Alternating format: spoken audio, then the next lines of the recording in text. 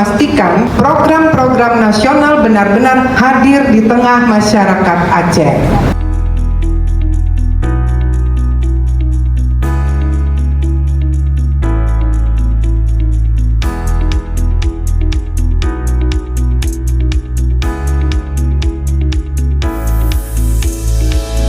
Kita harus menjadi mitra strategis pemerintah dalam memastikan program-program nasional benar-benar hadir di tengah masyarakat Aceh. Untuk kita semua menjadi amal ibadah kita semua.